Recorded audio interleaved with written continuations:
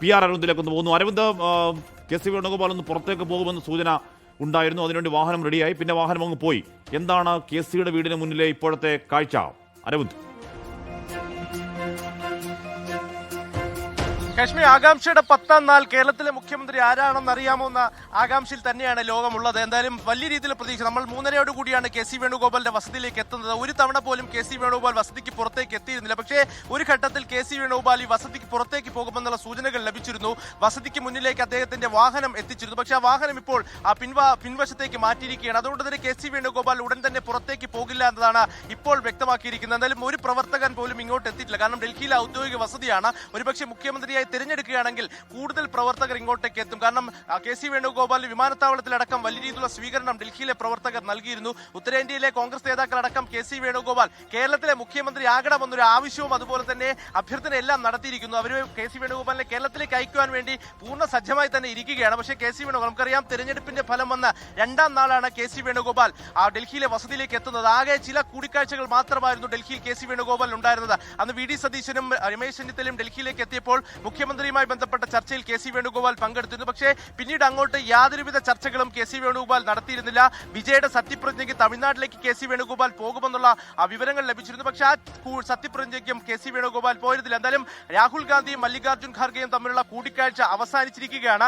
ഏത് നിമിഷം വേണമെങ്കിലും കേരളത്തിന്റെ പുതിയ മുഖ്യമന്ത്രി ആരാണെന്നുള്ള പ്രഖ്യാപനം വരും. ഒരുപക്ഷെ KC വേണുഗോപാലിനെ മുഖ്യമന്ത്രിയായി പ്രഖ്യാപിക്കുകയാണെങ്കിൽ ഇന്ന് നടക്കുന്ന ഡൽഹി ലോധി എസ്റ്റേറ്റിലെ 51ാം നമ്പർ വസതിയിൽ വലിയ രീതിയിലുള്ള ആഘോഷം നടക്കുമെന്ന കാര്യത്തിൽ സംശയമില്ല. എന്തായാലും പ്രവർത്തകരടക്കം ഇങ്ങോട്ട് എത്തുമെന്ന കാര്യത്തിലും സംശയമില്ല. കാരണം നമുക്കറിയാം, ഉത്തരേന്ത്യയിലടക്കം KC വേണുഗോപാലിന് വലിയ രീതിയിൽ കോൺഗ്രസ് പ്രവർത്തകർ ആരാധകരായിട്ടുണ്ട്. എന്തായാലും കേരളത്തിലേക്ക് KC വേണുഗോപാൽ പോകുമോ അല്ലെങ്കിൽ കേരളത്തിൽ മുഖ്യമന്ത്രിയായി എത്തുമോ എന്ന കാര്യത്തിൽ അല്പസമയത്തിനകം തന്നെ ആ കാര്യങ്ങൾ വ്യക്തമാകും. എന്തായാലും വസതിയിലെ വാതിൽ, നമുക്കറിയാം, ഇപ്പോഴും വസതിയുടെ വാതിൽ അടഞ്ഞു തന്നെയാണ് കിടക്കുന്നത്. നേരത്തെ വാഹനം മുൻവശത്തേക്ക് എത്തിച്ചിരുന്നെങ്കിലും അതിപ്പോൾ പിന്നിലേക്ക് മാറ്റിയിരിക്കുകയാണ്. അതുകൊണ്ട് തന്നെ ഉടൻ തന്നെ KC വേണുഗോപാൽ വസതിക്ക് പുറത്തേക്ക് ഇറങ്ങില്ല എന്നതാണ് നിലവിൽ വ്യക്തമാക്കിയിരിക്കുന്നത്. നേരത്തെ KC വേണുഗോപാലുമായി മല്ലികാർജ്ജുൻ ഖാർഗെ ആശയവിനിമയം നടത്തുമെന്നുള്ള റിപ്പോർട്ടുകൾ പുറത്തു വന്നിരുന്നു. പക്ഷേ അതിനുശേഷം KC വേണുഗോപാലിന്റെ ഓഫീസ് തന്നെ ഇത്തരത്തിലൊരു മല്ലികാർജ്ജുൻ ഖാർഗെയുടെ ഓഫീസിൽ നിന്നൊരു ആശയവിനിമയം ഉണ്ടായിട്ടില്ല എന്ന് വ്യക്തമാക്കുകയാണ്. എന്തായാലും അല്പസമയത്തിനും തന്നെ ഒരു ഔദ്യോഗിക പ്രഖ്യാപനം കേരളത്തിന്റെ പുതിയ മുഖ്യമന്ത്രി ആരെന്ന കാര്യത്തിൽ ഉണ്ടാകും. അതിനുശേഷം ഒരുപക്ഷെ KC വേണുഗോപാൽ ആണെങ്കിലും അല്ലെങ്കിലും ഒരു KC വേണുഗോപാലിന്റെ ഒരു പ്രതികരണം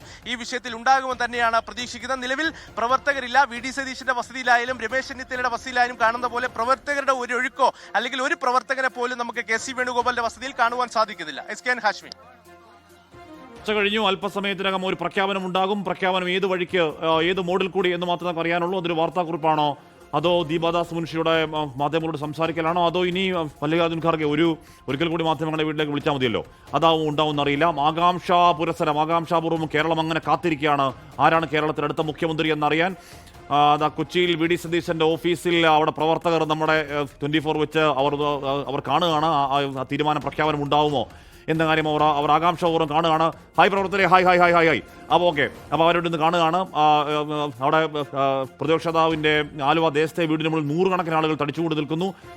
പല സ്ഥലങ്ങളിൽ VD നിയുക്ത മുഖ്യമന്ത്രി എന്ന കാര്യം അവർ ഉറപ്പിച്ച മട്ടിൽ 100% അല്ല 110% VD സതീശനാണ് എന്ന് ഉറപ്പിക്കുന്ന മട്ടിൽ പ്രതികരണം, നേതാക്കളുടെ പ്രവർത്തകരുടെ വികാരം, പ്രവർത്തകരുടെ പ്രതികരണം വന്നു. ആ ആവേശം ചിലപ്പോൾ അണപൊട്ടി VD സതീശ നേതാവേ എന്ന മുദ്രാവാക്യം ആലുവ ദേശത്തെ വീടിൻ്റെ മുന്നിൽ ഉയരുന്നത് നമ്മൾ കണ്ടു.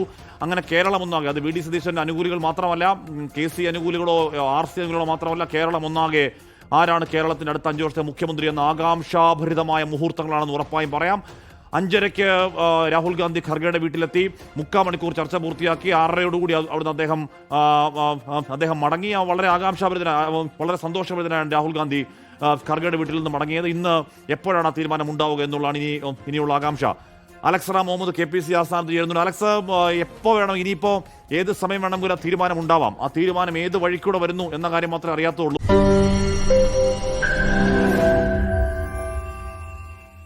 ലോകത്തെവിടെയായാലും ഏത് സമയത്തും 24 വാർത്തകളും ഓഗ്മെന്റഡ് റിയാലിറ്റി പാക്കേജുകളും എക്സ്പ്ലെയിനറുകളും വിശദമായി കാണാൻ ഞങ്ങളുടെ YouTube ചാനൽ നിങ്ങൾക്ക് സബ്സ്ക്രൈബ് ചെയ്യാം.